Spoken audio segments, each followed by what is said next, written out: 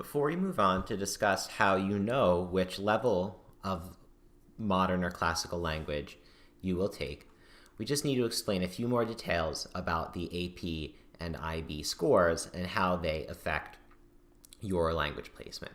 You'll see here we've taken an extract from what you'll see in a later module, the AP and IB module.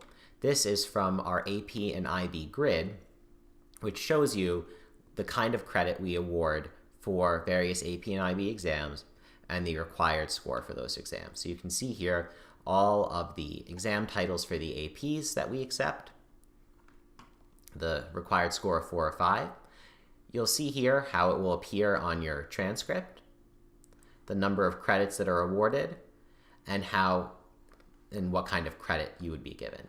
For these provide both credit, these 3 credits, as well as placement. So if you do have any of these exams with a score of 4 or 5, you would be eligible for the 2001 level of any of the relevant languages. The same goes for our IB exams. You can see here a snippet from our IB grid, which you'll see in a later module, but it will list the exam titles. You'll see that we only accept HL scores, the higher level scores. If you have a score of 5, you would only be given elective credit. So this is only relevant if you have a score of 6 or 7. And you'll see here, the bottom line is the same. If you have the HL score of 6 or 7 on these exams, it would then qualify you to take the 2001 level, the core completion level of the relevant language. In this segment of the video, we'll discuss how you're actually placed into the appropriate language level. As you were taking the freshman survey in the month of May, you should have noticed that if you indicated that you wish to study French, German, Italian, Mandarin Chinese, Russian, or Spanish, you needed to take an online placement exam that only takes 20 minutes. If you selected one of these languages on your survey but did not take the placement exam, you need to do so right away and inform your SVAC. However, as we see here, there are other languages that don't have placement exams. Those include Arabic, Hebrew, Japanese, and both of the classical languages, Ancient Greek and Latin. You're placed into these courses based on the courses you took in high school, the grades you earned in them, and the number of years that you studied the language. Now you might be wondering, how do I know which level of the modern or classical language I should take? Let's look at this student's degree works, and let's say they took the Spanish placement exam and they placed into Spanish 2001. So their degree works would say register for Spanish 2001. That's the language and literature level. So once they've taken this course, they'd be done with the core. The same is true for this student with Italian, who took the online placement exam and placed into Italian 1501, Intermediate Italian 1. It's important to note that if you're thinking of switching languages, say for example, you were in Italian, you were placed into Italian, you said, I really also, maybe I'm proficient with French, I want to study that instead. You would want to contact your SVAC right away and then go in and take the required placement test. You would also need to update your freshman survey online, and your SVAC will be able to help you with all of that.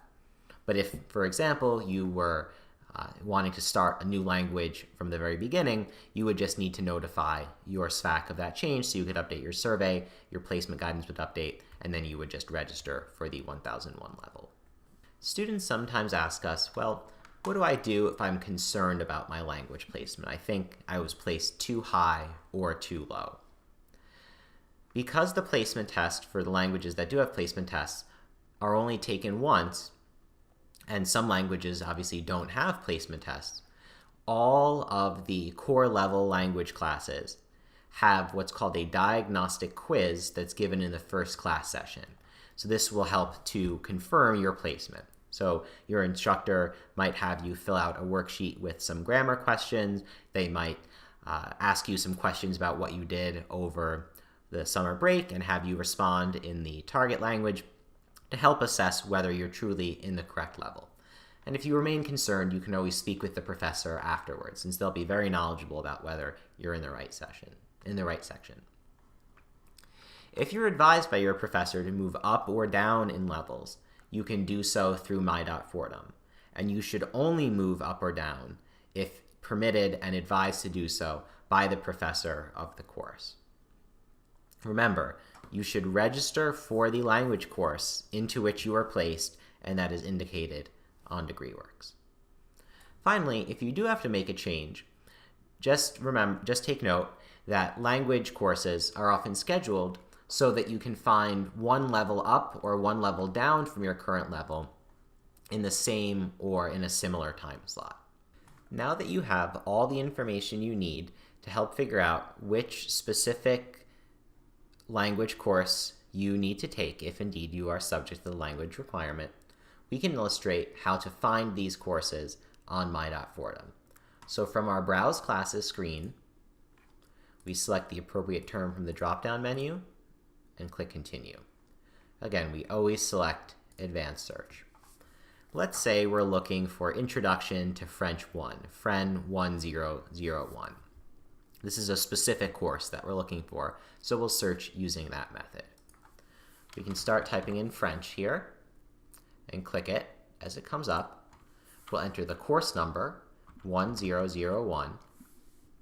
And because, remember, French is offered at Fordham College at Rose Hill, so it needs to be taken at Fordham College at Rose Hill towards your core here.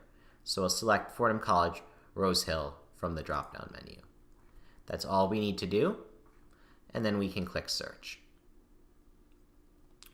You'll notice here, these are 5-credit courses like we discussed before, and there is both the classroom component, this Monday, Thursday, 10 to 11:15, for example, and then the language lab component, which we can see is an extra sort of 2-hour block or 1 hour, 50-minute block here, Wednesdays, 10:30 to 12:20. Those are both listed together in the same CRN. There is no separate CRN for the language lab component. And the language lab component is only for the 1001 level modern language courses.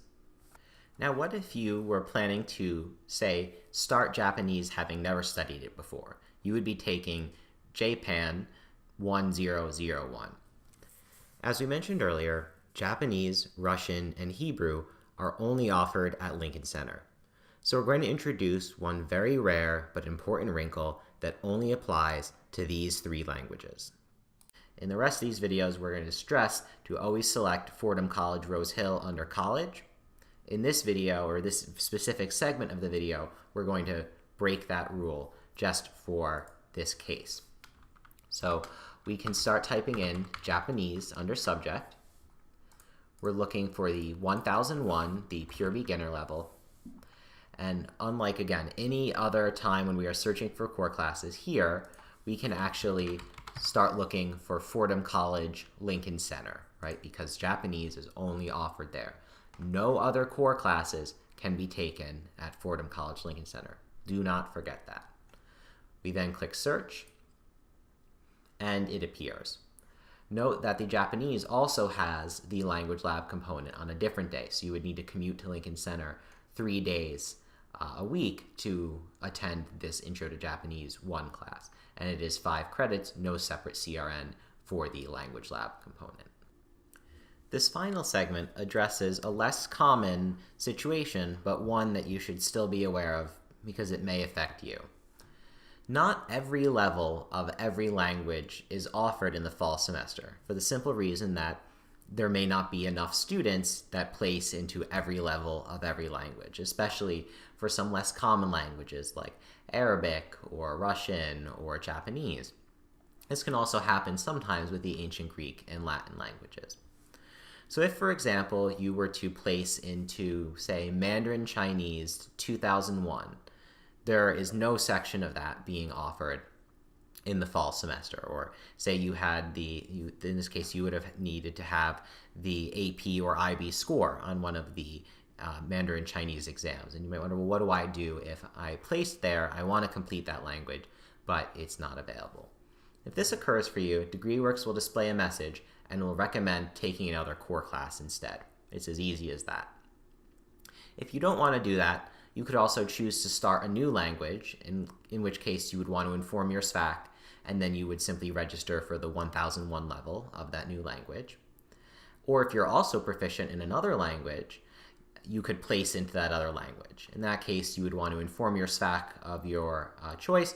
You would, in both these cases, need to update your freshman survey, and then you would take a placement test if there is one for the new language. And that concludes part 2 of 2 of our foreign language requirement video.